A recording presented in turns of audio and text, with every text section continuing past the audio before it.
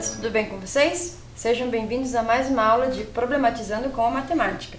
Eu sou a professora Alessandra Indi e vou lhe acompanhar nessa aula de hoje. Bem, mas antes de nós iniciarmos com as nossas propostas, separe lá o material que você vai precisar. Caderno, lápis, caneta e borracha. Então eu vou dar um tempinho aí para você separar esse material e a gente já volta.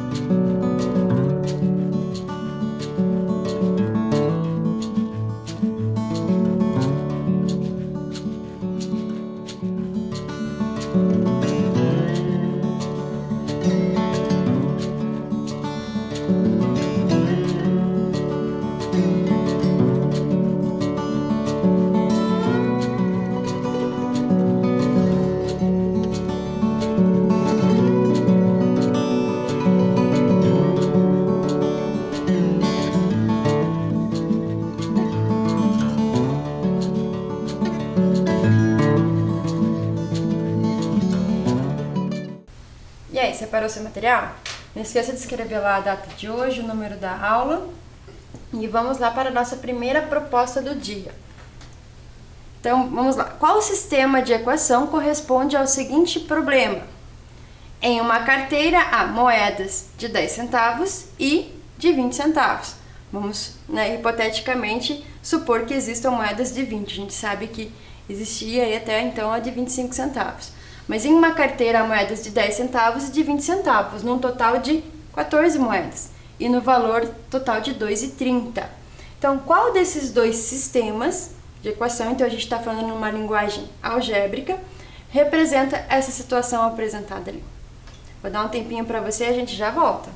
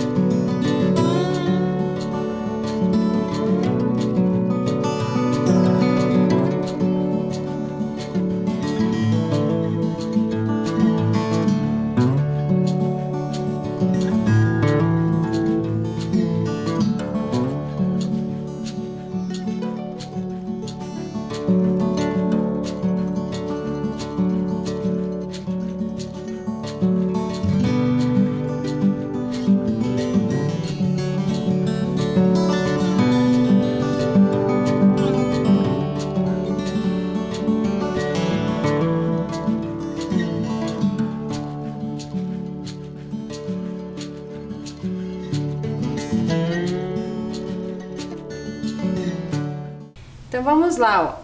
Nós temos a situação de ter moedas de 10 centavos e moedas de 20. A quantidade de cada uma nós não sabemos.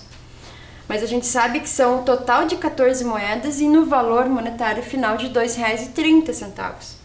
Então, primeiro, quando eu estou falando em total de moedas, são 14 moedas. Eu tenho moedas de 20 e moedas de 10. Então, se eu fizer 0,10, ou seja, 10 centavos, vezes uma quantidade que eu ainda não sei, posso chamar de x, de a, de b ou de c, mas nesse caso foi utilizado x e y. Então, x quantidades de moedas de 10, y quantidades de moedas de 20 centavos, totalizam 14 moedas. Será que é isso? Ou será que é x moedas né, de 10 centavos mais Y moedas, que seriam do valor, né, totalizam ali 2,30. Ou vamos observar o item A aqui. 10 centavos vezes a quantidade de moeda de 10 centavos, 20 centavos vezes a quantidade vai me resultar em R$ 2,30. Ou então, x mais y é igual a 14, ou seja, a quantidade de moedas x mais a quantidade de moedas y é igual a 14.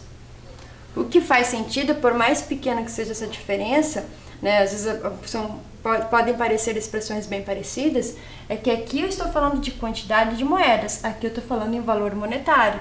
Então, para eu saber valor monetário, eu preciso saber a quantidade vezes o valor que representa. Então, x vezes 10 centavos, ou seja, x moedas de 10 centavos mais y moedas de 20 centavos, vai me dar o valor monetário de 2,30. Tá? Então, essa expressão aqui é a equação referente ao valor monetário. E essa equação aqui é referente à quantidade. Então, eu tenho uma quantidade de moeda x e uma quantidade de moeda y, que dá 14 quantidades ali. Estou falando de quantidade.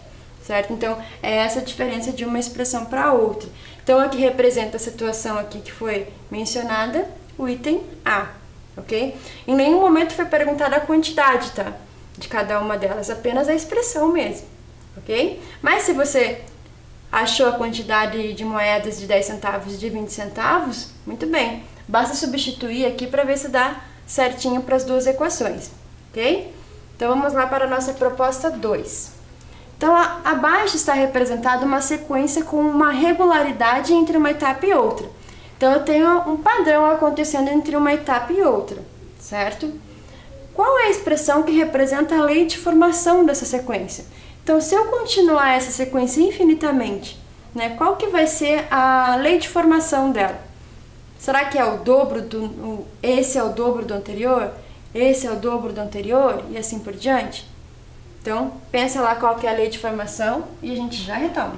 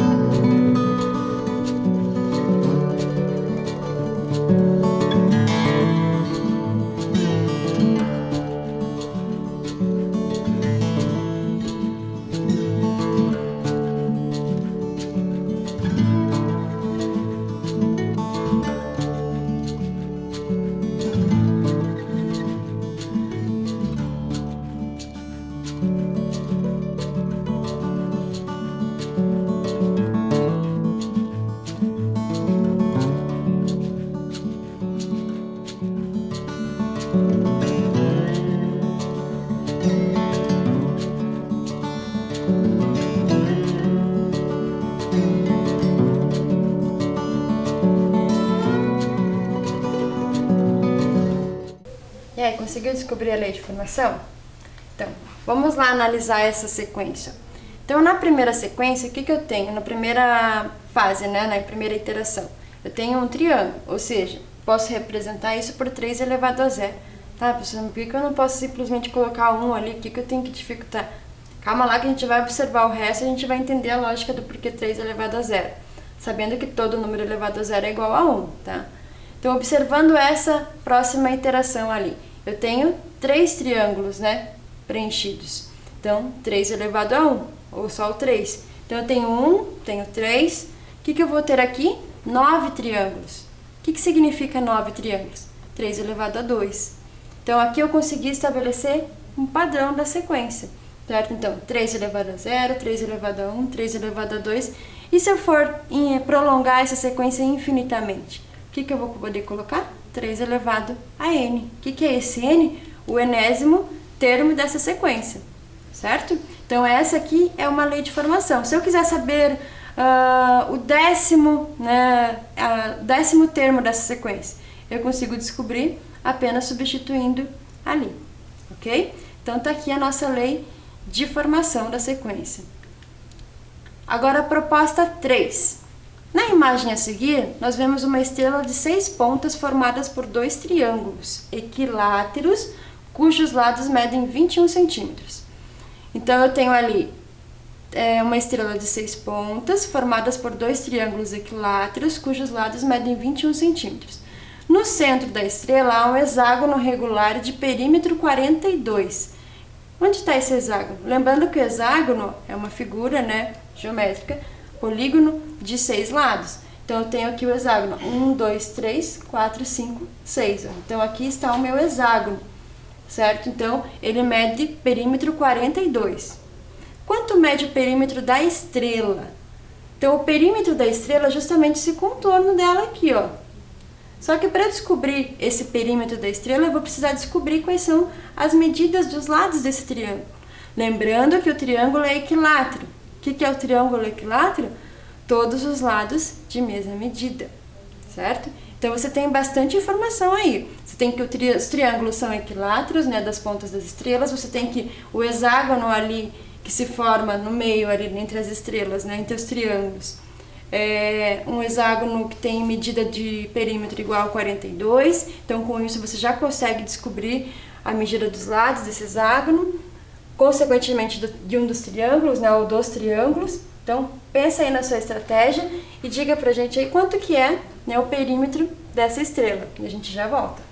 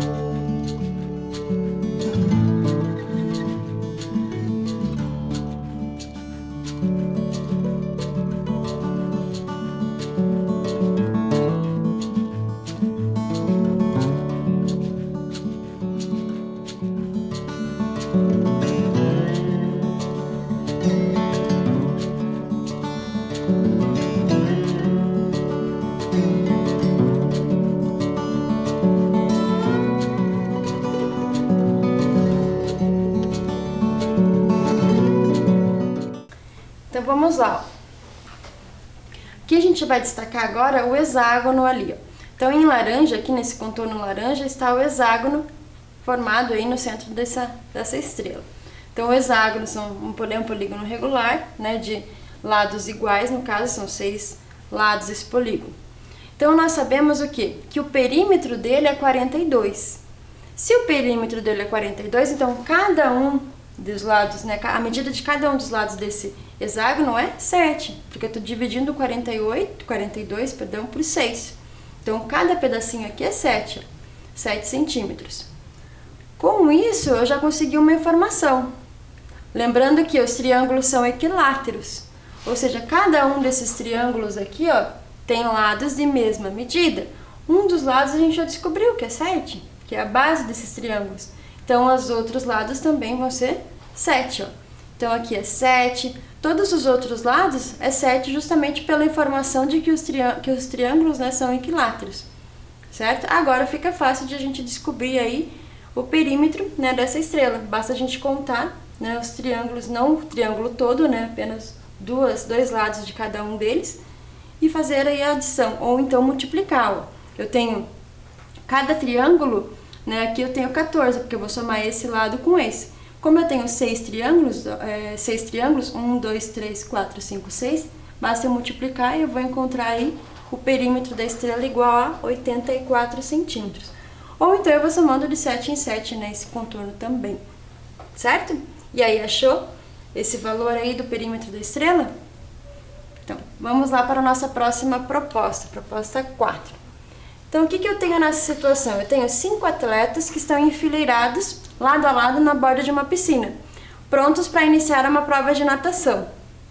Na perspectiva dos atletas, considere, ou seja, você não vai analisar conforme a expectativa de observadores, sim na posição em que o atleta está colocado.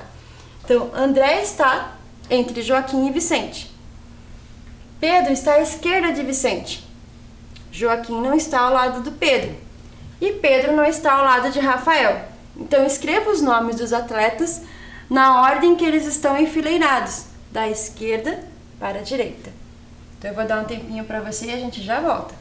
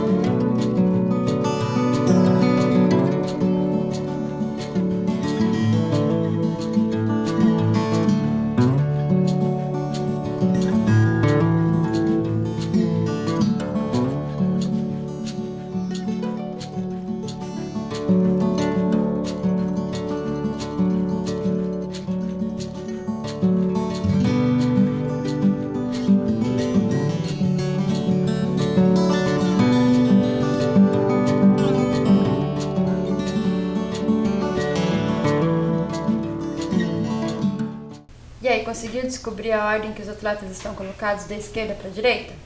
Então vamos observar lá. Então coloquei aqui as informações principais ali, né, do enunciado, e agora coloquei as 5 posições para nós podermos colocar cada um na sua devida posição. Então vamos supor que o André esteja nessa posição. Nós sabemos que André está entre Joaquim e Vicente. Então uma possibilidade é do Joaquim e Vicente. Ele está entre Joaquim e Vicente nessa ordem. Mas o Pedro está à esquerda de Vicente. Se o Pedro está à esquerda de Vicente, ele estaria no lugar de André. Então, essa colocação em Vicente e Joaquim não tem como a gente utilizar, justamente pela segunda informação que Pedro está à esquerda de Vicente.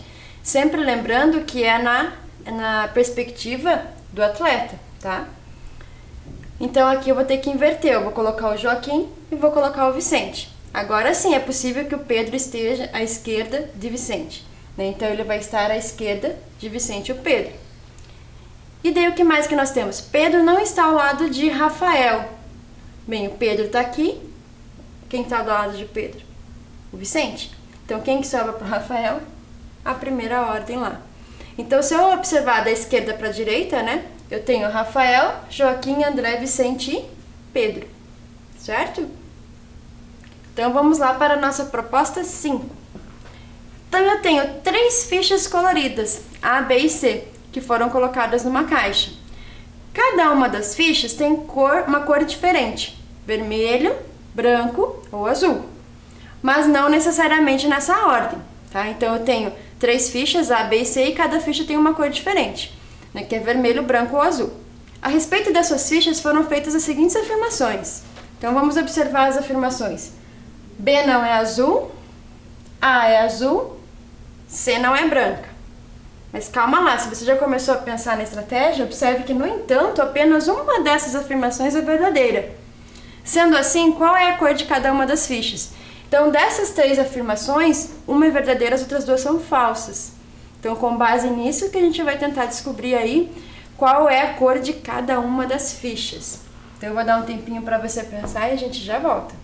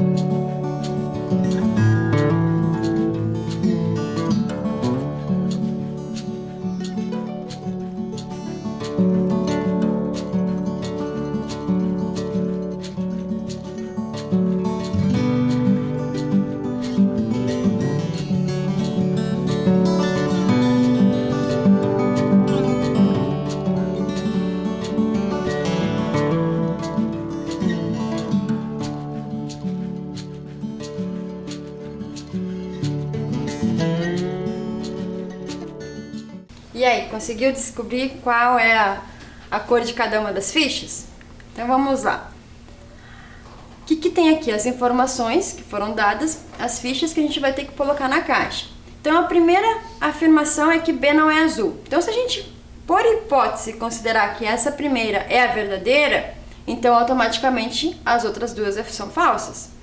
Então se B não é azul, então o A também não é azul, porque aqui está dizendo que o A é azul. Como ela é falsa, né? Qual que é o contrário de ser azul? É de não ser azul. E não é branca no terceiro item. Então, C não é branca. Qual que é o contrário? C, ser branca. Mas qual que é a incoerência dessa informação? Ou o B ou o A não são brancas, porque o C é branco, mas uma delas tinha que ser azul. Porque só tenho 3 cores, azul, vermelho e branco, certo? Então, no caso, nenhuma das duas, né, pode ser azul.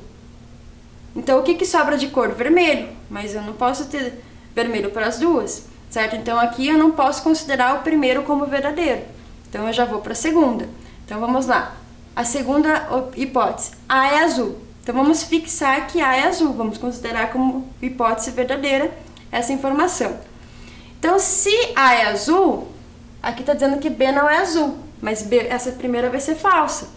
Então, se B não é azul, o contrário de B não ser azul é B ser azul. Então, o B é azul. E o C não é branca. Então, nesse caso, C vai ser branca. Opa, perdão. O C vai ser branca. Só que aqui, assim como na outra, eu já cheguei em 2 afirmações iguais, que A é azul e B é azul. Na primeira, não podia as duas ser azul. Agora, as duas estão sendo azul, né? Então, eu não posso ter 2 fichas de mesma cor. Agora, então, o segundo não posso fixar como verdadeiro também. Vou fixar a terceira. Ó. C não é branca, então fixando essa como verdadeira. As outras vão ser falsas. Se o C não é branca, e aqui está dizendo na primeira que B não é azul, então B é azul. O contrário de não ser azul é ser azul. Então, se B é azul e C não é branca, então C vai ser vermelho. Por que C vai ser vermelho? Porque que o A vai ser branco. Certo? Então, o C não é branca, então o que sobra para o C? Ser azul ou vermelho. Só que o B já é azul, então sobrou para o C o vermelho. Consequentemente, para o A sobrou o branco. Certo? Então, por isso que eles foram respondidos nessa ordem. Primeiro o C, depois volta para o A. Então, qual que é a cor de cada ficha? Nesse caso, a cor de cada ficha. Então, se o C vai ser vermelho, o A vai ser branco e o B vai ser azul. Tá? Então, tá aí, cada ficha com a sua devida cor, ok? Então, vamos lá para a nossa próxima proposta, proposta 6. Então, na tela de um relógio digital, como ilustrado abaixo, a gente já vou mostrar o relógio para vocês, aparece 4 dígitos que indicam as horas e os minutos. Cada dígito é formado por 7 lâmpadas retangulares. Porém, o terceiro dígito do painel desse relógio está defeituoso, pois algumas lâmpadas não estão acendendo. No momento em que a imagem abaixo foi registrada, o tempo que faltava para dar 15 horas era menor do que o tempo transcorrido desde as 14.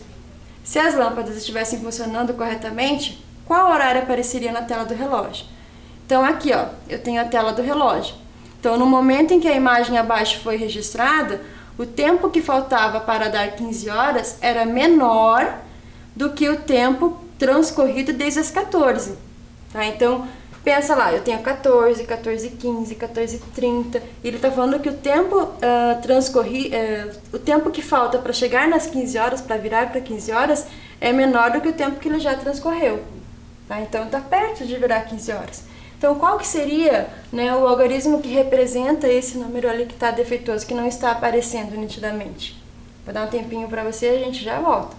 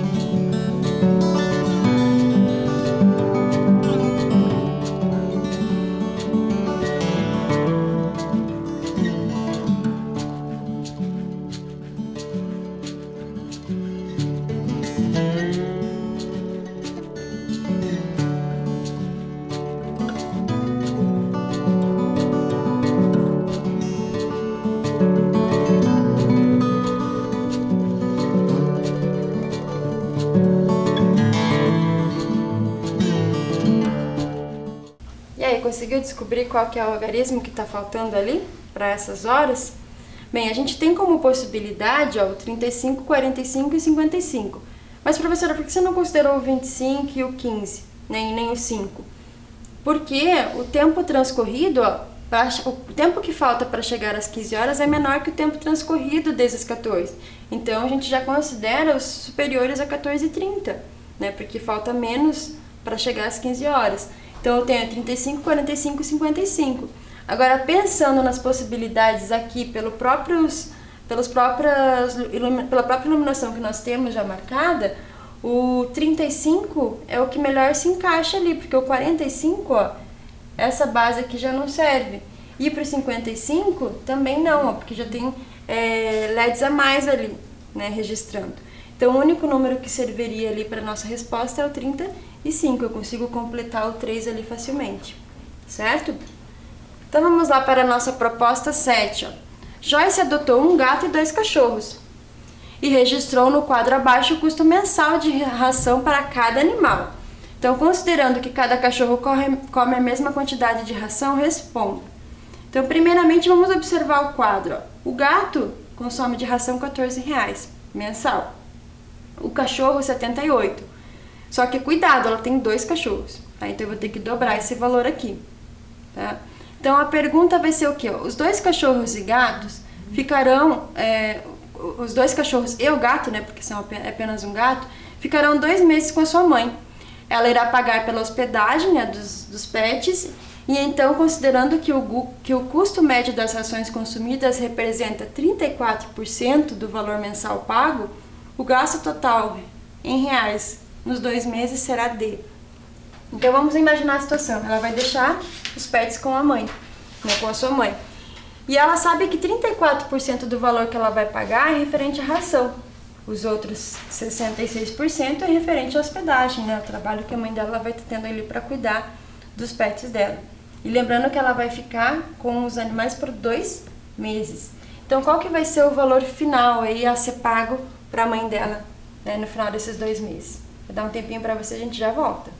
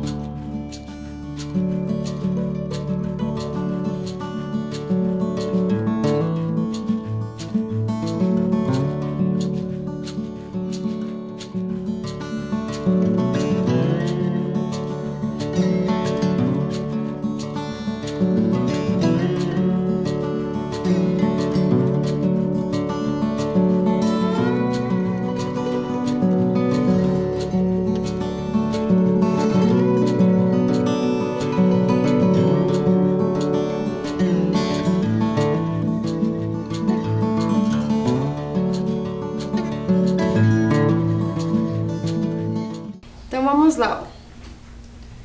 Eu tenho o gato, que consome em ração mensal R$14 em valor, né? O cachorro 78, mais 2 cachorros 156, porque eu dobro esse valor. O custo mensal com ração, então, fica em R$170, com os 2 cachorros e um gato, porque 14 mais 156, R$170. Eu sei que 34% desse valor corresponde ao gasto apenas com ração ela vai estar pagando para a mãe dela. 34% do valor final, né, que ela vai estar pagando. Então, esse 170 representa 34%. Então, 170, eu vou fazer ali uma regra de 3, ó. 170 igual a 34%, corresponde a 34%. E quanto que corresponde a 100%? 100% é o valor final que ela vai estar pagando para a mãe. Então, vamos supor, eu paguei para minha mãe R$100, quanto que é? O total R$100, então 34% desses R$100 é referente à ração. A gente sabe que o valor é bem maior, né? Porque R$170 já é só com a ração, né?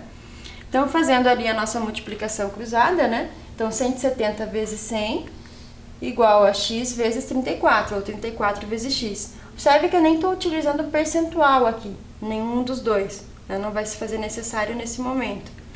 Então, 34 vezes x igual a 17.000, né? Porque 170 vezes 100. Se eu dividir o 17 mil por 34, eu vou ter ali R$500. Isso é em valor monetário, tá? Então, se eu utilizasse porcentagem aqui, ó, tanto aqui quanto aqui, automaticamente quando eu fosse dividir, o percentual ia se eliminar, né? Então, aqui, o valor que ela vai gastar é de R$500. Mas esses R$500 é o valor da ração mais a hospedagem, tá? Que ela vai estar pagando para a mãe dela. Porém, isso é referente a 1 mês ou a 2 meses? Isso aqui é referente a apenas 1 mês. Como ela vai ficar cuidando dos animais por 2 meses, então a gente vai dobrar esse valor. Então, cuidado, se você marcou a alternativa A aí, você esqueceu de multiplicar por 2 esse valor. Então, o valor que ela vai estar pagando, ó, R$500 representa 100% em 1 mês.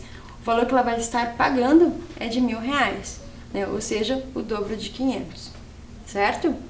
Bem, então essa é a nossa proposta, são as propostas da aula de hoje. Espero que você tenha conseguido aí elaborar diferentes estratégias, tá? E nos vemos na próxima aula. Até mais!